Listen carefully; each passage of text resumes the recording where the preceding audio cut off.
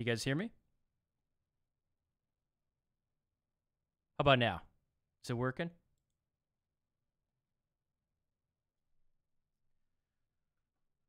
Test, test, test. Is it working?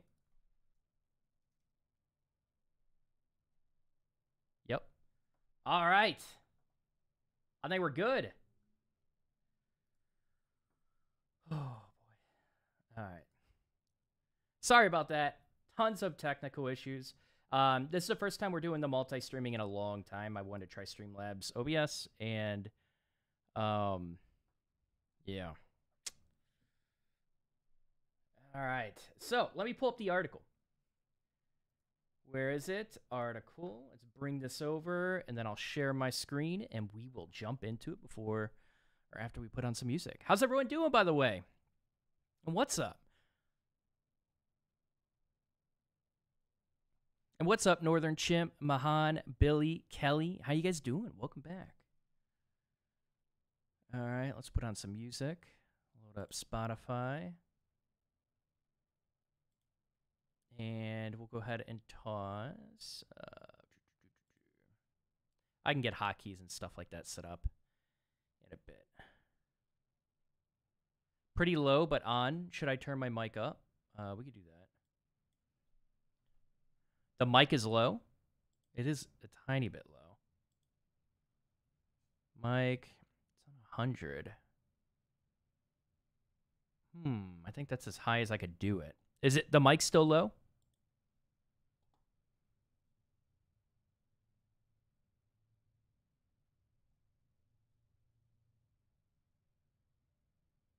It sounds good on Twitch? Okay. What's up, Gene? What's up, Bit?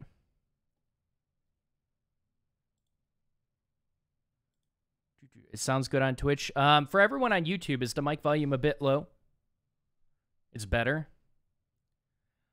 It's just hitting the yellow. It should be okay. It might not be as loud as you're used to. All right. All right. Anyways, thanks for helping me debug it. We'll just go through it, and I'll listen to the old or the broadcast afterwards, and I'll just adjust things. Maybe we switch to OBS next time. Who knows? We could pop up Restream. The thing about Restream is it doesn't do a reconnect. So if I have a blip in my connection, we're screwed, right? I just get disconnect from everything. There are a couple ways I could try to get around that, but we'll test some stuff out. All right, so screen is showing. You can hear me. I think we dive into it. Spotify is good. Load up this playlist. Good old synthwave. Okay.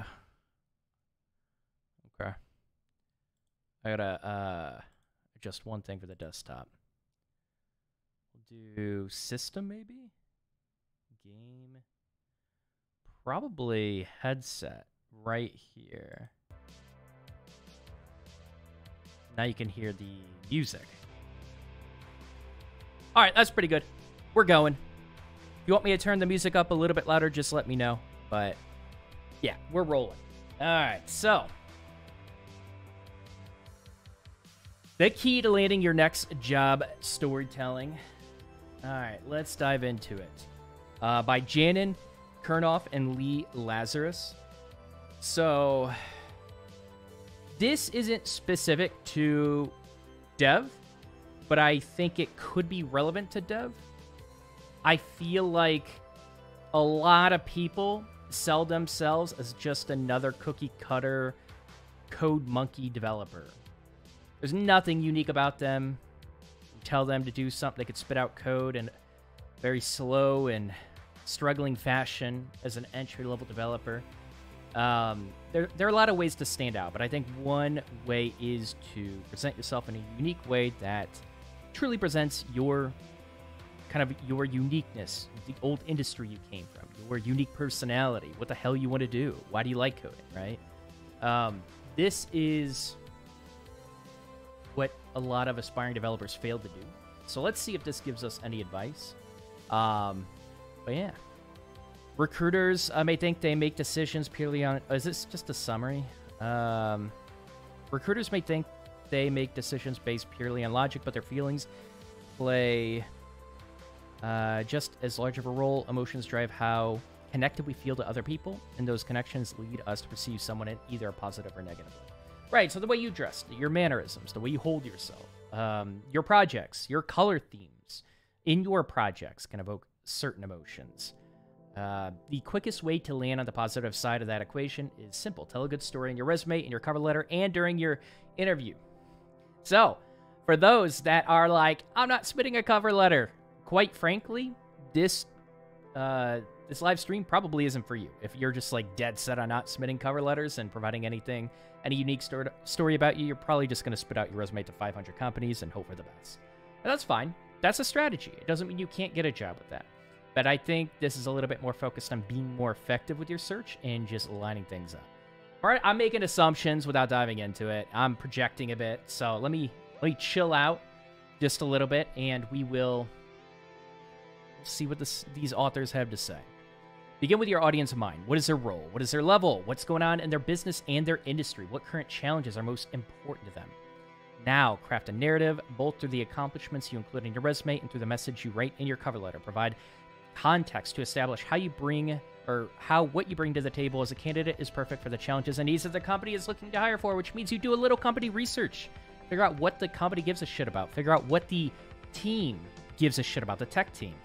This is important. Like, this is what we're talking about when we're talking about, like a lot of people keep failing with the cold application process, and it's, there's a reason you're failing with it. I mean, it's a very, very rough way to do it because like 95% of people are doing it that way. You're competing with a bunch of people that are just creating noise in the industry and in the job process, or the job search process.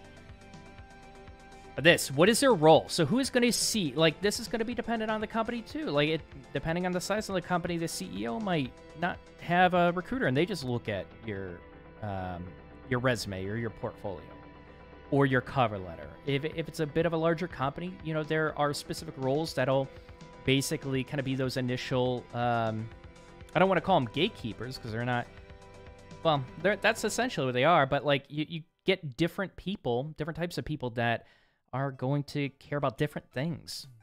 And the type of company you apply to, the size of the company, the industry, etc., that matters, right? Because your portfolio should speak to your audience looking at the portfolio.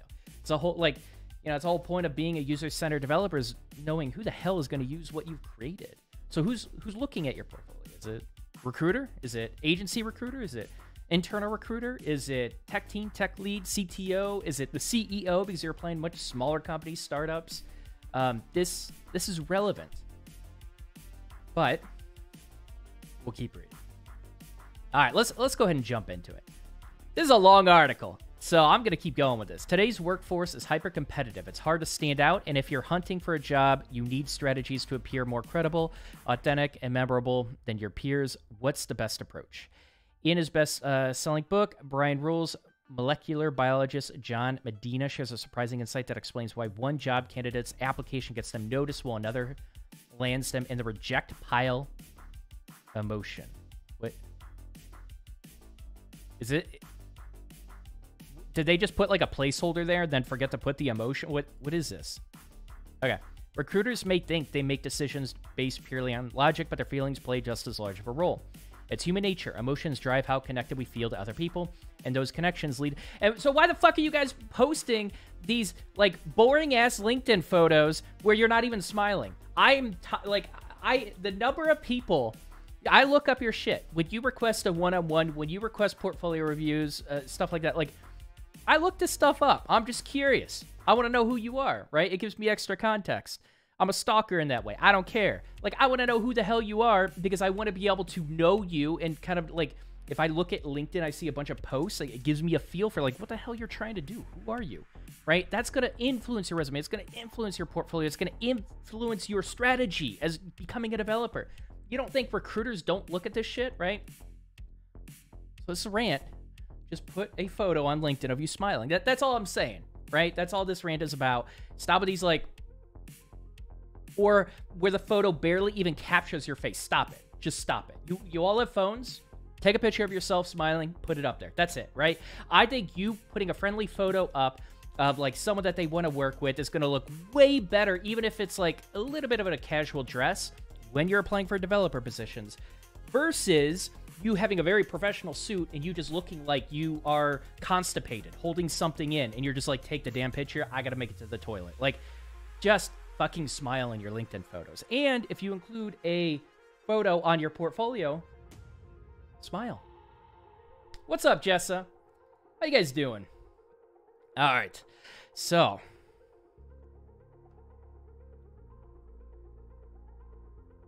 where was I? Emotions drive how connected we feel to other people, and those connections lead us to perceive someone in either a positive or negative light. The quickest way to land on that positive side of that equation, tell a good story in your resume and your cover letter and during your interview. Yes, with the right narrative, you can make anyone you want feel great about you. Storytelling is a powerful tool when it comes to influence and persuasion. Yep. Science tells us that voicing our opinions is often more polarizing than persuasive. And statistics, even when used as evidence, are difficult to retain. But if you blend the two together and weave them into an engaging narrative, yo! Ho-ho! Suddenly you can tug at the heartstrings and change minds. So, the way people tend to virtue signal online tends to be polarizing.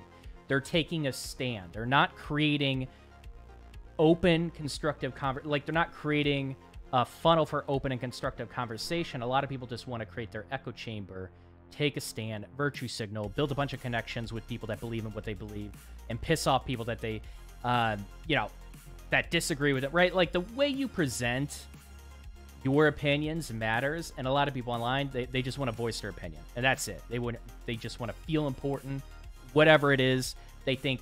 But you're fooling yourself a lot of the times if you're just virtue signaling that you're influencing anyone, right?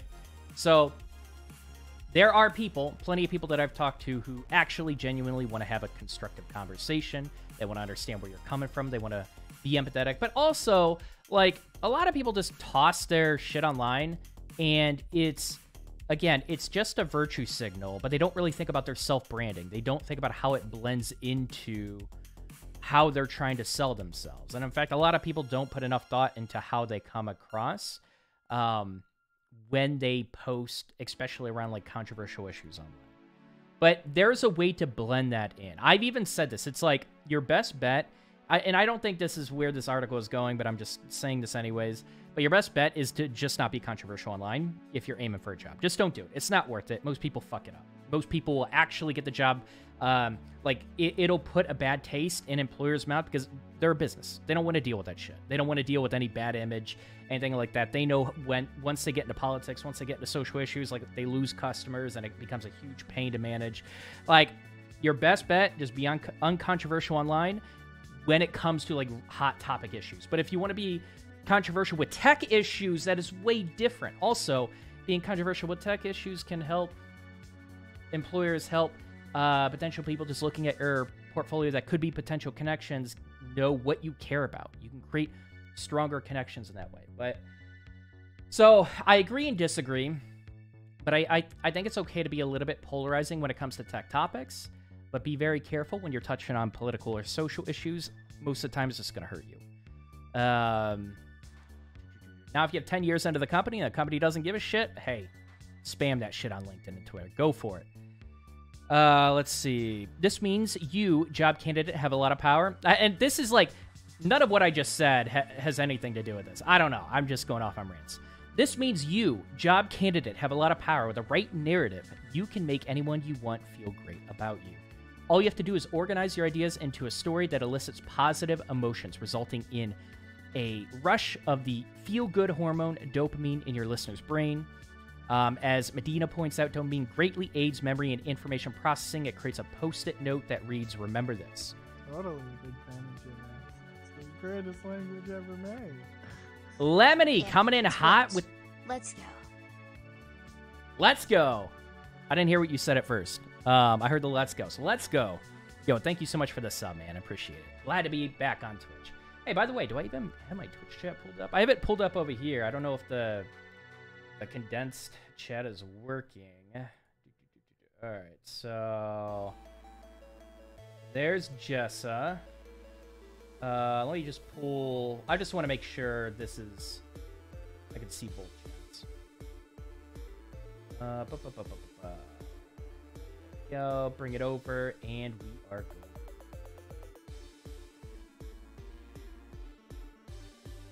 All right. Let's keep going. So, but yeah, thanks for the Twitch sub, man. Appreciate you. All right, so how can you weave storytelling into your next job application? Here are 4 tips that will help you get noticed and get ahead in your career. All right, so I definitely, you know what, like, I'm a little bit of a fan of, like, really creating a narrative for yourself and self-branding. And I think a lot of people should focus on that more as aspiring developers. But I also want to try to be critical of this because there's always a balance at play of how much time you should invest into this, and self-branding can take a little bit of time. It's creating content, it's engaging with people. That takes time. And sometimes people spend way too much time with this and not enough time building up their technical skills. So I think it's okay to be a little bit critical of this. Begin with your audience in mind. Increasingly, employers are using artificial intelligence platforms to quickly scan through thousands of resumes and make decisions based solely on objective criteria like keywords that match job descriptions. These are important factors to incorporate into your resume, which should be tailored to the specific job you're applying to. But the good news is that appealing to a robot recruiter is not incompatible with appealing to a human recruiter behind the screen. That you can and should try to influence both. Whether you're fresh out of college or a seasoned industry vet, many of us enter the job hunting process thinking it's best to offer a lengthy chronological laundry list of projects and activities we've been like. This is something I believed as well. Your project shouldn't necessarily be like recent to oldest. That is not a thing. In fact, you know, I gotta stop projecting and just listen to what these authors are saying. I pretty much agree with them so far. Why not? If you jam in as much experience as you can fit into a 45-minute interview or a 2-paragraph email, something's got to click, right? Actually, the opposite is true. Let's look at this through a business storytelling lens. Is the person receiving this information going to remember everything? No. Or no way. Would it be wiser to use your time prioritizing the information that will be the most relevant to them? Absolutely. Yep. That's why you can get some benefits from a tailored resume. Storytelling is an interesting topic, and not a lot of people are willing to give this amount of effort as well. And this is your strength as a junior developer, as an entry-level developer. Storytelling and self-branding is definitely your strength. You don't want to seem like a cookie-cutter applicant. You want to seem like a real human. We can't say it enough. Always begin with your audience in mind. What is their role? What is their level? What's going on with their business and industry? What current challenges are most important to them? Yes, a little company research. Figure out what their values are. Did they post a new article? Did they just raise a bunch of funding for like a brand new contract and like they made it public? They're really excited about it. It's like a healthcare contract. You're like, fuck, I got some experience in healthcare. This is interesting. Let's look into this. I wonder how I can tailor my cover letter to show that like, yo, I'm completely on board with like you guys making this connection. I want to solve some problems with you guys in the healthcare space. Like, that's huge, right? How do your skills blend into that? Do you even fit into the culture? And so you could do that with, what the hell does the tech team care about, right? Like, what kind of articles are they posting? What are they struggling with? Conducting some extra research on LinkedIn, the company website, a corporate report. I just got to shut the fuck up. These authors know what they're talking about. A corporate report or through mutual contacts will let you walk in the recruiter's shoes and craft a narrative, both through the accomplishments you include on your resume and through the message you write in your cover letter. Of how what you bring to the table as a candidate is perfect for the challenges and needs their company is looking to hire for. Yep. And remember, recruiters are looking for more than a list of skills and experiences. They want to hire a candidate who possesses both the technical skills the position requires and soft skills. Yep. Also known as people skills: authenticity, strong communication, mindfulness, inclusivity, and the ability to bring new perspectives to a team. Resist the temptation to pepper your resume and cover letters with jargony keywords. This is so cringe every time I see it. It's like, man, like the authors mentioned it before. It's like, you got to be careful. There's a blend that can happen. You can kind of make sure you know the right keywords to include in your resume, but I feel like people are just like robots with their resume. Okay, Reddit has recommended that I include all of these keywords in my resume, and a third of your resume is filled up with keywords you think is going to make it through these bots that are apparently these gatekeepers just keeping you out. It's like, no, it's a blend. It's kind of like when you create content, it's kind of like when you consider SEO for a website. Look at Google's crawler. What's up, Zinka? Look at Google's crawler as the kind of just a system that's analyzing a bunch of keywords that automates kind of like funneling the resumes in for your job search itself. Google's crawler, there are certain things that you should keep in mind. There are certain keywords, certain tags that you can use to talk to Google's crawler. But the main thing Google looks for is how is a human going to interpret what we're seeing? And that's how you have to think about your resume. It's not something you should just stuff a bunch of keywords, especially if you barely know it, like the skills that you're putting on your resume. You don't want to just stuff your resume with a bunch of keywords and just fill up like a third of your resume with that BS because you think it's going to bypass some automated system. No, you want to still make it human and readable and still kind of paint a narrative that that shows that your personality, your unique experience is going to blend well with the company based on the skills and what the hell you care about, and just kind of what type of person you are. Like, you got to realize you can account for these automated systems, but you should build your resumes prioritizing humans reading your resumes. And that's why it's important to understand, like, who the hell is actually reading your resume. We talked about that earlier. Is it recruiter, agency recruiter, internal recruiter? Is it lead developer? Is it just kind of a senior developer? This kind of stuff matters. Oh, yeah, I forgot about ads on Twitch. Oh, yeah. Pop up randomly. And happy Tuesday, everyone. My Tuesday is going well. How's everyone's Tuesday going? So, have a theme. Promote it throughout your job hunt. Now that you know your audience, stop and imagine the one thing you want your prospective boss to remember about you above everything else before you interact with a recruiter, hiring manager, or anyone. Be prepared to offer a simple theme you will leave with them. In storytelling, it's called a big idea, and it's the linchpin of every good narrative. During your job hunt, your theme or big idea should encapsulate precisely what you will bring to an organization and be woven into all of your written and verbal communications. Are you trying to join a marketing organization? The overarching theme in your application materials could relay, I'm a person who is driven by innovation and growth.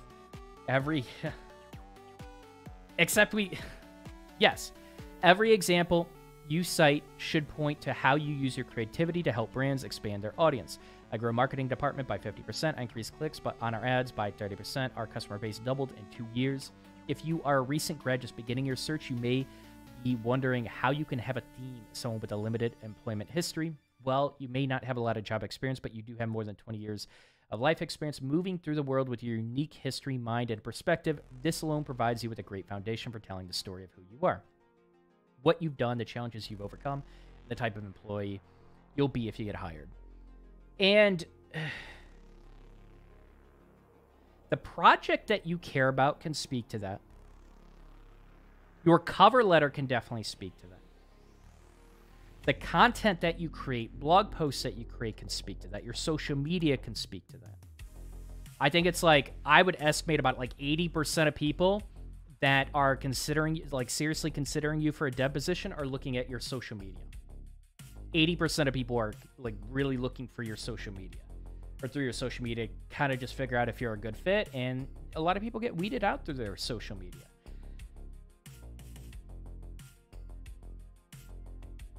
I think too many people on their resumes, they'll have like a templated resume, and they'll just put hard worker, etc., blah, blah, blah. But it's like the same templated thing that you would probably apply. Like, it just feels like it has nothing to do with like showing awareness for the actual company or industry you're applying to.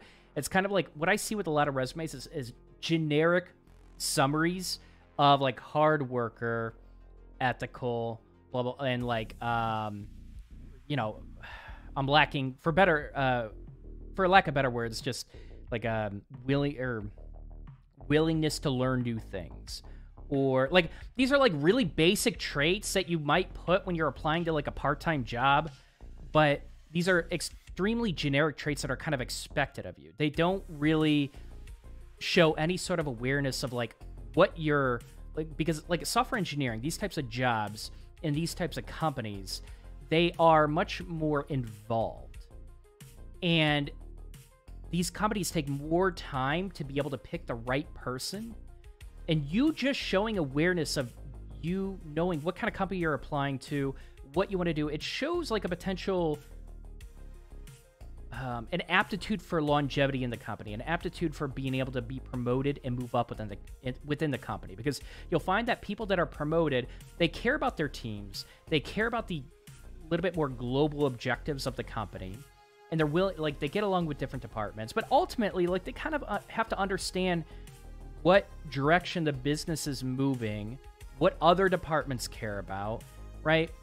And to start with, that kind of just starts with understanding the industry that you're in and like the challenges of like marketing. Even if you're going to get into agency work, when you're applying to agency type companies where they're just picking up a bunch of different clients, and like even trying to figure out like, okay, am I gonna have full ownership of this? Am I directly interacting with the clients? Am I interacting with a product manager who they're mainly interacting with the clients? And then, you know, if I need to work out any technical details with the clients, or like kind of just make sure I fully understand the features, am I interacting with the clients afterwards, right? Like what actually matters for the success in this position. And it's okay to ask questions and follow up with the tech team just to solidify some of that. You know, you could do company research by like actually reaching out on LinkedIn, DMing some of the tech team to figure out like what actually matters here. Because all you're doing is showing like, okay, you know, the next position I'm trying to get, I actually care about, right?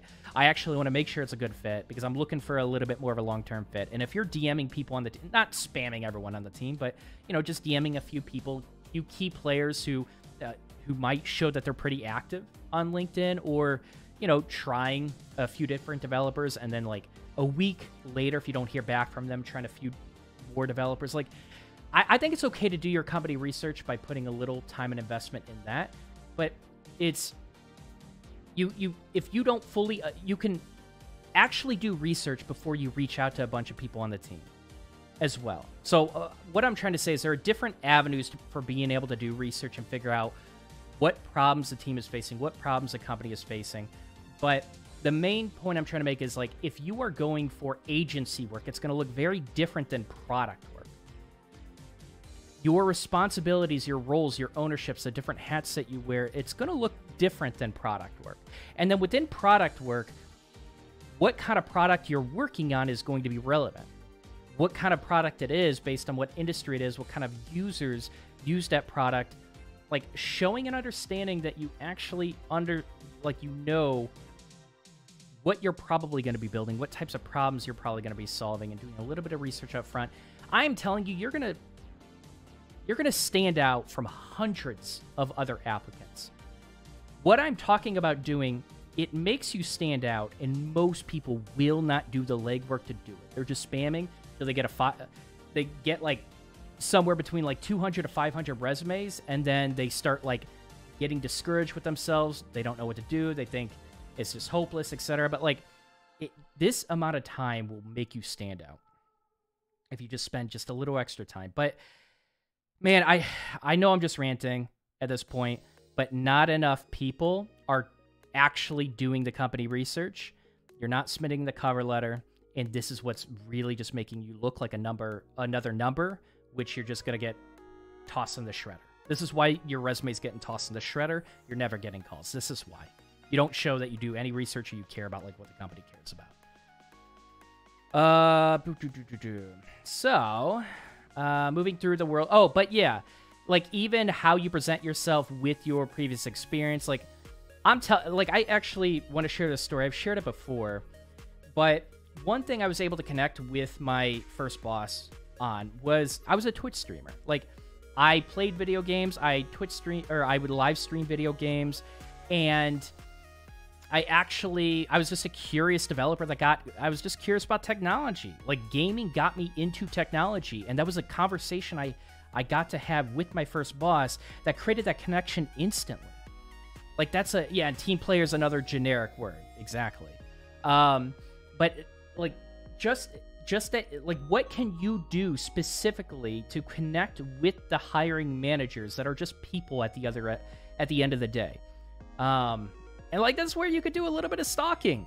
You know, like, look at the hiring manager for the team you're applying to. What the hell do they care about, right? I'm not saying, like, fake it and lie, like, oh, yeah, I love StarCraft 2 when that's, like, your most hated game. But, you know, if you want to do a little research and just kind of, like, connect with them in something and you find some common ground, that's huge. That's actually really huge. We're talking about, like, the conversation once you get into the interview, but this kind of stuff and actually doing a little bit of research, it matters. Whew. I feel like that was a bit of a rant, still a good conversation. I don't know how off topic we got. What's up, Joshua? Hoping your manager is not in chat. Why? Your theme is not just here to help you take control of your narrative. It is a tool you can use to influence the memory a recruiter associates with you. For instance, let's say you want to join that marketing organization, but you're also fresh out of college. To start, showcase your theme by saying something like, I'm all about boosting brand awareness on social media. From there, cite specific examples from your personal social media accounts, one-off gigs, internships, school projects. And this is a big one. Your projects, the problems you solve through your projects can speak to the problems that are going to be solved at the company. And it shows that you care about solving those problems. This is huge, which is why, not just school projects, but projects in general, this is why you should really think about what you want to build, what you want to create, what kind of problems do you want to solve, because that's when you start applying to companies that are solving similar problems, and boom, like that's a big link. That makes you stand out. Maybe you can describe how you grew your TikTok following by 50% a year and how you're excited to help. And that's another thing. If you're growing your social media, if you want to go for like some marketing agency, this is actually a really creative way to use your personal growth on social media to highlight that. I like this. And yeah, excited to help XYZ company do the same. Or maybe you can share how in your last internship you helped the marketing team grow their newsletter subscribers by 25% in just 3 months. Again, all the experience you reference on your resume, in your cover letter, and during your interview should directly tie into this single idea. Your theme is not just there to help you take control of your narrative. It's a tool you can use to influence the memory a recruiter associates with you. And it's just more context. Context. That's actually, it's a really, I actually agree with this. Where was it?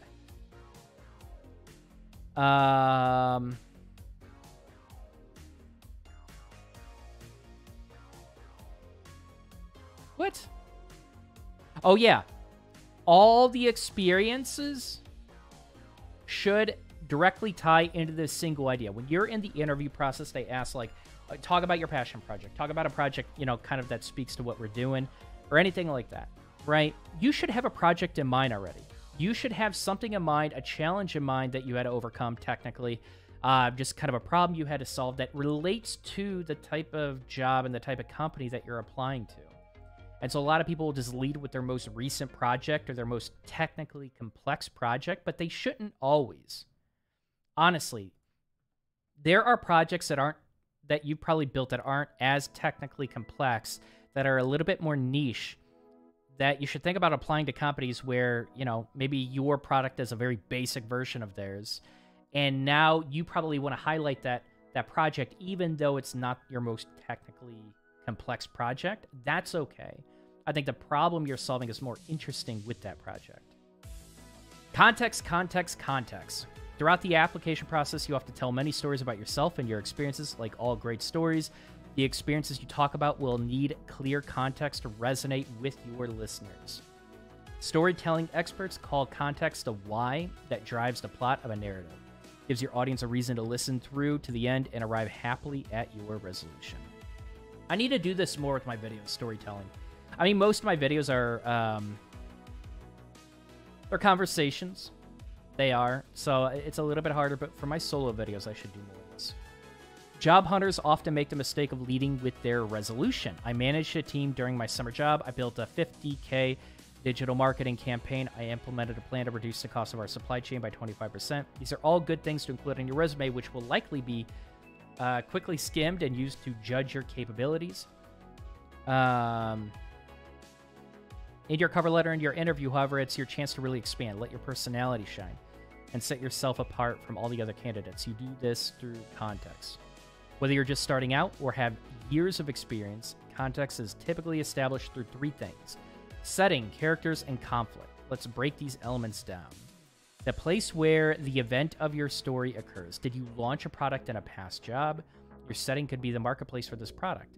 Characters, the people involved in and impacted by the inciting incident of your story. Where were you leading a team on campus or managing an important project at work? Were you working with suppliers, volunteers, or interns? Paint the characters in your story to make it and you feel authentic.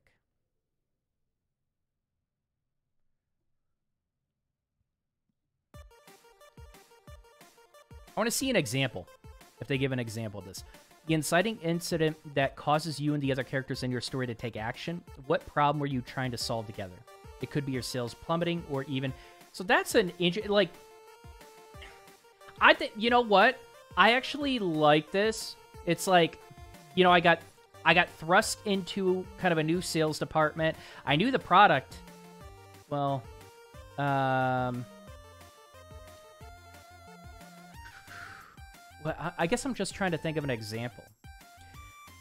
Okay, so it's like building... I'm just gonna, before I finish reading this, I'm just gonna provide two examples. One that I think is less effective and one that I think is more effective.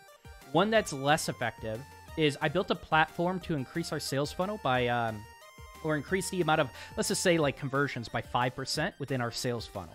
And that's basically features and bugs that I fix within the internal platform. Like, that's something, but that doesn't really tell a story. Let's just say I only had a year into the company. I was thrust into the company, trying to understand the product, and I really got to know the users, and it was just a lot of information overflowing. And then all of a sudden, our conversions decreased by like 5%, right? So that meant like we as a company were losing like $200,000. And now I was responsible for the feature, for the bug fixes that I had to repair it because all these customers were complaining. That's all these conversions were down. So I had to fix this internal tooling, and I actually bumped it back up to where it was, saving the company like $200,000, right? That's very different than just saying, like, I built internal tooling to, like, increase the revenue or, increase the revenue by $200,000. Like, you're not really painting a picture. But when I'm thrust into a situation where I have to figure this out, it's a sink or swim situation, and I swam, and, like, this is just what the company was dealing with, and I was responsible. Like, that's huge. So when this person is talking about creating that story, this is what I think of. And I think that would actually be really, really effective. And yes, this story, or this song is really on fire. I love this song. It's so good. They bought it? Oh, man. Code spent. You got through it. Good for you, man. And what's up? So that's kind of what I'm thinking of. And I think people, like, they hear this templated, oh, yeah. So you know what? I give this templated approach of, like, yeah, you need something quantitative, some kind of percentage, something to increase, and just showing that, to showing like how you as a software engineer are basically creating revenue or increasing conversions and getting users. And I think my advice could probably be a little bit more sophisticated with stuff like that when it comes to resume reviews. But like I like this. So I think those two examples are maybe a really good comparison and reflects what these authors are talking about. It could be your sales plummeting or even something as simple as a disorganized process that need to be optimized. Spelling out the conflict is crucial because it builds tension and raises the stakes. And that's what it was. Yep. That's what I was considering. Think of it like this. What makes the hero of a story heroic? Saving the day or resolving some kind of conflict? I mean, when you word it like that, aren't those the same? I guess you're talking about being more descriptive of the conflict. As you tell your story, let the context sink in and give your potential boss or coworker a reason to lean in and gain a better understanding of how you work with others, approaching challenging situations and solve problems. This is the best way to establish your credibility.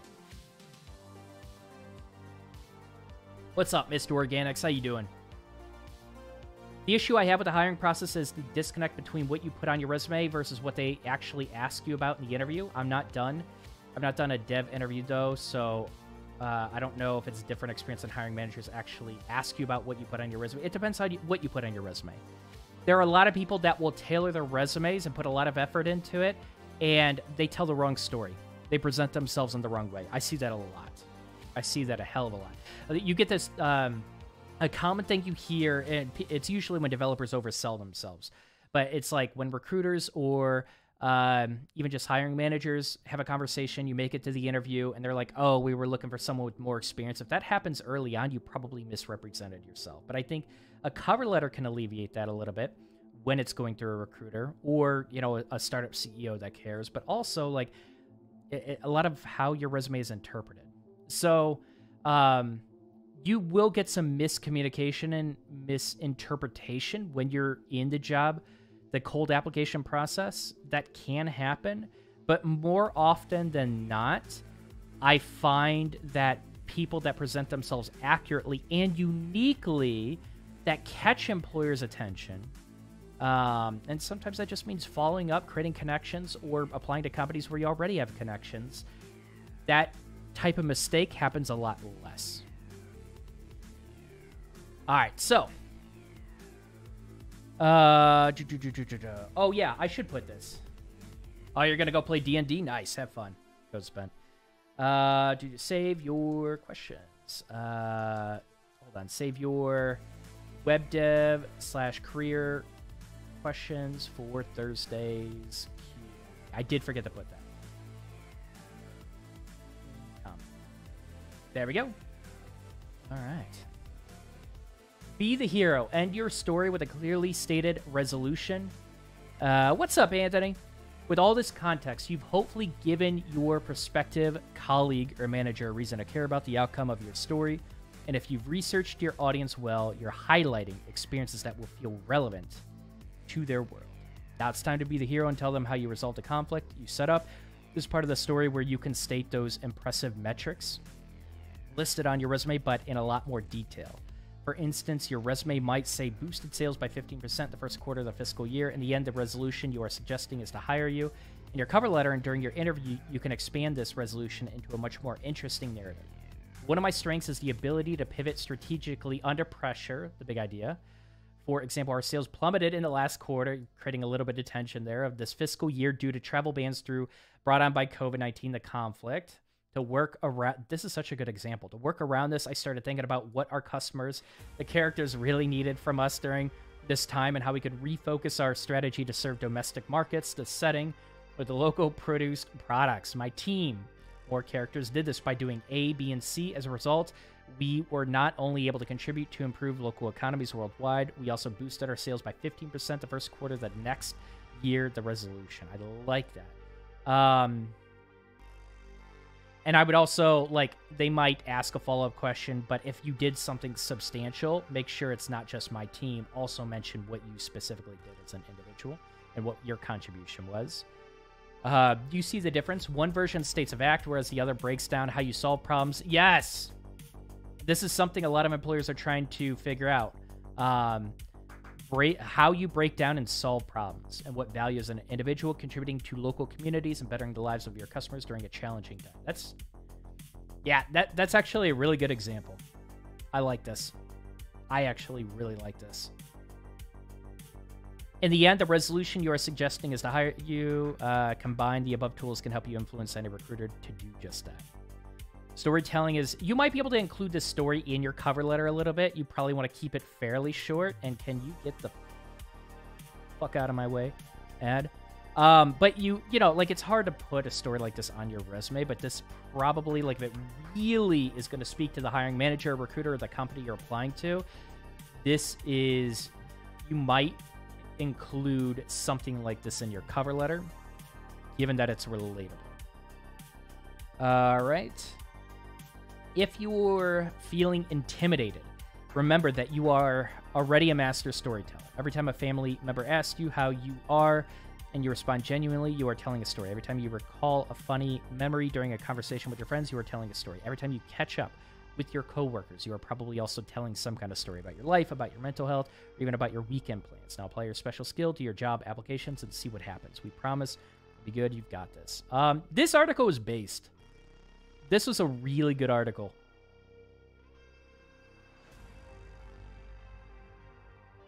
This is a really good article. And we specifically can expand on self-branding But part of self-branding is presentation. Kind of like at the end of like that cold application process. Not even at the cold application process, but just once you finally have to send something to the employer. Send some kind of like representation of your story to the employer. But self-branding starts early too. This is about how you present yourself to employers, but a lot of developers, and I'm even, as I'm building out the course, I'm even going to I'm starting to add some of this in my course, but a lot of it, I guess a lot of the self-branding, it should start extremely early. And that even just means like, hey, I'm going to be going through the course. You know, is anyone else going through this course? I'm kind of digging front end right now. I'm liking CSS and just starting a friendly conversation, start meeting other developers, you just portraying. And it's not just about portraying, it's you being that person who wants to connect with other developers, getting excited about CSS, and you're finding that's what, you know, sparks or gives you that spark for the day. Like, that is starting to create a narrative for yourself. It's starting to form a perception that potential employers, recruiters, even professional software engineers will see someday. That matters, and I think a lot of people should focus on their self-branding early, even if it's just engaging with other developers. It's about your reputation that you build up from the beginning. And so if you're considering even just like content creation, blogging your process, sharing your projects, stuff like that, do it as early as possible and try to do it fairly consistently. It's a way that you could start building up connections, and especially with the like-minded people. But like, part of just building up your reputation and forming connections, I think way too many people wait until they have tons of projects up. They've applied to, 200 jobs at this point, and they have a portfolio. They've been applying for a while, and now they're like, okay, now I know I have to network. So what does that mean? I got to build connections. I got to do this. And they're so robotic about it. And if you started early with building up that self-branding and who you are as a developer, what you choose to engage with, presenting ideas that you love, or engaging or arguing with ideas that you strongly disagree with, you do that early on, you're going to notice you're going to start building up connections, and you're going to start getting attention. You're going to start building up a brand, a reputation for yourself as an aspiring developer. And that the earlier you do that, the better. So what do you guys think about this? You think it's just fluff? You think it's bullshit? You think it's relevant? Do you do this? Do you not do this? I think most people don't do this. But I'm curious, like, if you think this is actually effective or not effective.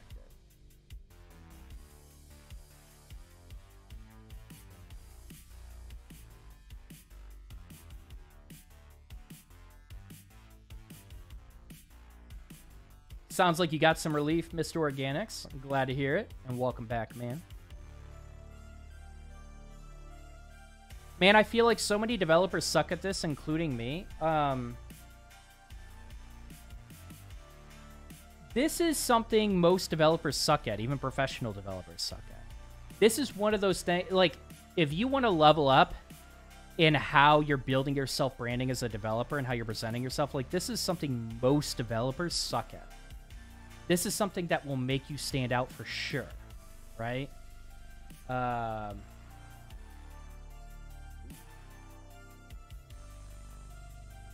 wait, I gotta figure out how to ban. Oh, there we go. I forgot how to ban on Twitch. But, yeah, this is something most developers suck at, and if you put a little bit of time and energy into this, and you do it early, you start building those connections up early, you start really focusing on your self-branding early, man, you're going to stand out among most other developers. And even if you haven't been doing it, you could still start building this up now. Even when you start to focus on that presentation, when you start creating curated cover letters that, and like even a few different types of resumes that speak to the type of job that you want. Even just breaking your resume down into like back-end focused or front-end focused would go a long way, because a lot of people just submit a templated resume, no cover letter, with the projects in chronological order of like not even considering any sort of relevance to the actual type of job they're applying to. There's a lot you can do to stand out, so you don't have to be perfect, right? This probably comes from like a product UX background. I don't know. This is actually very effective and you don't have to do this to a T, but the way you talk about it, I actually think if you had to take one thing from this article, this is huge. Storytelling is huge, especially when you are presenting a project, especially when you are presenting. A lot of employers like to know, like, one of your hardest things you had to overcome in your previous position. Even if it's not necessarily tech related, telling a story can really get the person listening invested, right? And it also shows your problem solving process and what you considered. And being able to, like, properly assess all of this, this is fantastic. So if you had to take one thing away from this article, it's this. It's how to have this conversation, not only in your interview, but with people at meetups, right? Like, if you get done with a hackathon, you get to talk with some recruiters or employers or something like that, you're just chatting. Like, it doesn't have to be a story about how you overcame a problem, but, like, what happens when you describe the conflict that your group at a hackathon had to go through, right? And you realize, oh, you know, Jim knew nothing. Like, we gave Jim the back end. You know, he said he was fine with it. 5 days in, we have 2 days left. Jim, like, 10% of the back end was done. We realized Jim had no idea what he was doing, right? Maybe you're going to word it a little bit more friendlier than that, but it's like, then, okay, this is where I took ownership. I split this up. I split up the tasks. Okay, I'm going to actually tackle these 3 API routes. Shelly, she's building these 2 API routes, right? And, you know, it was tense for a moment. We didn't think we were going to get it done. Everything was broken. And then just that last day, you know, like, I'm going to be honest, I spent all night. I got a little sleep. So I know I'm kind of just ranting right now, but we finally got everything fixing that you saw in that presentation because we crammed down and, you know, we split it the right way and we got this project out, right? Like, that's way better of a story and a presentation than what you see with a lot of coding boot camps and people presenting their projects where they're just talking about their features and they're just robotic. And, like, so this kind of thing, this is incredibly impactful and effective in a lot of different areas. Like, people love storytellers and people connect with storytellers. And a big part of you getting that developer job is you connecting with people, you connecting with that other person in the room. I think it's a lot harder for some than it's making it sound. I don't think I don't remember this article saying it's easy.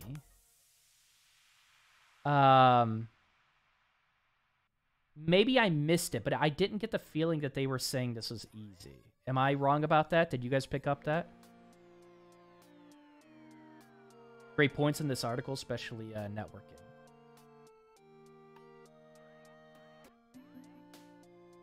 I actually forgot the networking part. I'm going to be honest with you. I forgot the networking part already. I was just, like, so glued on this. This is so impressive to me. But glad to hear it. But I think that's why it's so valuable. It's very hard. And that's the thing. Most people aren't going to do this. Most people are just going to give up on a strategy like this. And it's very hard for companies to teach the value skills that are behind doing. Oh, yeah. Don't expect a company to teach you this. This is like you. This is you being resourceful. This is you watching my live stream, trying to get a little bit of a leg up and figuring out what the hell can I do to stand out. That's what this is. This is huge. Yeah. Like, this is, you're a small percent. Like, if you're actually trying to implement this article in your strategy, you're a small percentage of aspiring developers. Yep. Self-branding is probably the hardest for me. It's very hard. Like, you're not a marketing guy. This is why I say, like, people are like, oh, yeah, I want to get into freelancing. Get some freelancing projects up. That's going to make me more marketable. It's like, yo, freelancing is more than just technical skills.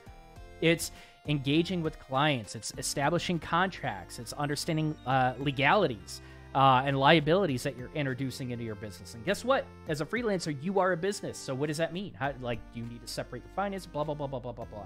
Like, when you have to adapt other industries, it's difficult. You do way more than the technical stuff. So it's why I usually recommend people focus on product work, just building tools, building websites if you're trying to become a web developer. But if you really want to get into agency work, you like working with clients, you like learning that stuff, it'll come a little bit easier because you enjoy it. But yeah, like, learning something like this, it's a little bit more marketing. But these are the times we're in. It's difficult to get an entry-level position, but these are the types of things that will make you stand out. This is huge. I think the topic is not fluff. But some HBR's writing comes off as fluffy. There were some good tidbits in there, which is key. What came off as fluffy? Do you remember, Miles? I think it's relevant to people who actually care about where they work. They want to work at a place that wants STEM. Some people are in a job as a job and won't do it. The problem is those people that are just like, oh yeah, well, that's what I'm describing. The people that are just like, I'll take any job, and that their strategy reflects that, they're the people that usually take the longest to get that job. So that's what I'm stressing. If you want to be that person, fine. But we're talking about like standing out. So there are people like that won't take this seriously, and that's fine. But it's like, it's relevant to everyone. I don't think it's just relevant to people that want to work at a certain type of company. I think you trying to find the company that blends in well and aligns with who you are and what you want to do, that is the most effective job search strategy. What's up, Chaotic? How you doing? Explaining the process of your project's work is actually pretty hard. I had to explain my job to my mother-in-law, who's a hairdresser. I didn't even know where to start. And start there. That's where you start, honestly. That's fantastic. Start with your family.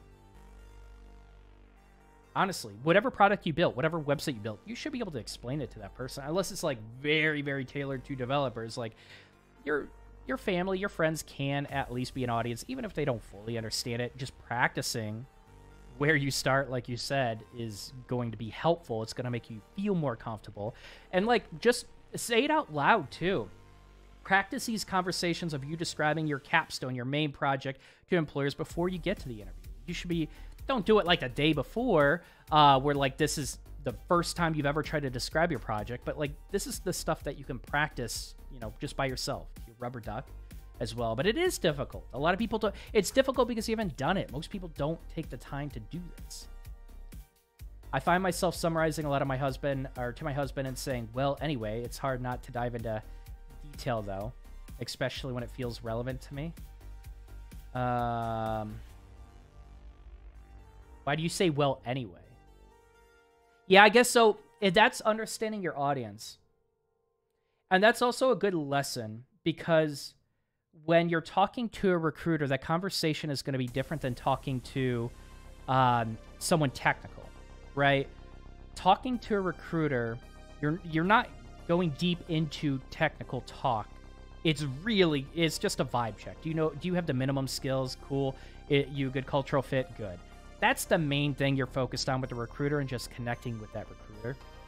But also, they're looking for a little bit of confidence in your speak, right? If you aren't confident and you describing your skills can come off as a little fake sometimes, or it's just like confidence alone in the conversation with the recruiter. The conversation doesn't have to be focused on technical, but confidence alone can be what makes you stand out with that recruiter. But you have to know who you're talking to. With technical, it's less about necessarily the company culture. A lot of tech people, I can tell you, a lot of tech teams care about like you integrating into the team culture, the tech team culture, but do you necessarily need to like form this unbreakable bond with the recruiter? No, not really, right? At that point, like they kind of care about in terms of like how much they care about the cultural things. It's like, you gonna fit on the team? Yes or no? Like, do we want to work with you day in and day out? Yes or no? You good communicator? Yes or no? Like so who you're talking with, it's going to be relevant too. So this is why like you should listen to like recruiters give advice. You should listen to software engineers give advice. They're going to have different perspectives, and depending on who you're talking to, that can change what the conversation is going to be about and what you should focus on and how you should describe things. It's not, and when I say all this, it's not like it's going to come natural. You just got to do it to get that experience under your belt, which is why you should, once you get that first personal project, start applying. Try to get that interview, see what happens. If it's explaining project process to someone who gets it, it's not that bad. Yeah, I wonder what, it'd be interesting seeing how you guys are, describing your projects and going through this. With your husbands and wives. I start getting into detail, and he gets the deer in the headlights look, so I have to divert to the original point. Oh, gotcha. So yeah, you're talking to a recruiter, you start diving too technically. There are a lot of recruiters that are kind of just waiting for you to finish the technical speech, and because you lost them, right? And so that's important to recognize, right?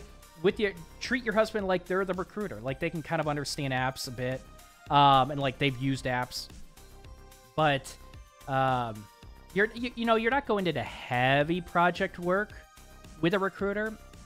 It's not heavy project work. You're trying to give the recruiter kind of the lay of the land of your skills overall. And you just need to be aware of like what skills a company is looking for and focus your conversation on that. But yeah, the deer in the headlight looks you can get with recruiters, and you have to be able to perceive that. And this is where a lot of developers fail, especially with soft skills and just their perception in social situations. You have to be able to perceive that correctly and then just like reel it back in. Kind of like anyways, like you got to be willing to do that with a recruiter sometimes. I feel like they could have started with a context. Times 3 headers, that's where it really got going. The first half of the post, well related, was it memorable? Good stuff.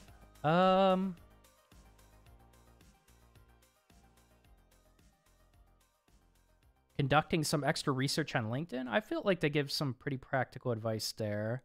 Was it really necessary? Well, no, I think that was practical. Begin with your audience in mind. That was practical. Maybe you just heard some of this advice before. But yeah, I would argue the second half was much more interesting and more memorable. I like these specific examples. I think this is good. I think I see what you're saying with that. There's a YouTube channel that has experts explaining their STEM specialty to various audiences, like starting with a 5-year-old, then finally to a peer. That's really cool. What's the YouTube channel name? I'm kind of curious. I learn a lot from listening to how they explain their specialties. I feel like the post was well written. Like, it doesn't feel like it's AI generated. No, it doesn't. Yeah, this does not feel like it's AI generated at all. I mean, there's 2 authors. Co-founder and Chief Revenue Officer at the Presidential Company. Co-founder and Chief Innovation Officer at the Presentation Company. Gotcha. I don't know. Anyways, I thought this was a good read. 99% of people won't. We'll just skip this. It won't apply it anyway. Or maybe, like, you take a piece of it. You know, take a piece of it. That's fine. That's what I would do. Even if it's just like, hey, okay, I got to realize I need to do a little bit of company research. Or I didn't even know I was supposed to put, like, how I helped the department. Like, all I did was put my stack. You know, that's it. That's all I did. Even if you had like previous dev positions or anything like that, you'll get professional developers that'll just like, yeah, I worked on the stack, I built some of these features, and it's very basic, no impact to the company, or at least no perceived impact to the company, no transparency in how it impacted the company and in what quantity. Yeah, but like, I'm just gonna end with this. I think this is the big one. This is the big one. This is big. This is huge. You get this down, I'm telling you, you are going to be more impressive and more memorable. You're going to be more relatable to, or more interesting than many, many, many other people in the interview process. But all right, I think that's it. We're all done with this article. So it looks like we did have some technical issues with Twitch a bit. I don't know what was going on with Twitch, but I think we figured it out. And it looks like it's still pretty stable. If I go to manage... Oh, no, the bitrate sucks. I think I'm supposed to increase it or something like that. I don't know. We'll figure it out. But I'll probably be restreaming to Twitch and YouTube. If you want, we're going to be doing... if you have questions, blockers, anything about becoming a web developer, we're going to be doing a Q&A session on Thursday. And of course, the Discord link is in the description. Feel free to join. It's pretty junior friendly. If you're kind of just stuck, you want a community of junior developers, definitely join our Discord. But yeah, that's pretty much it. Chaotic, read the sticky. Come on, you know this, Chaotic. All right, guys. Have a good rest of your night. Good luck on all of your projects, and happy coding.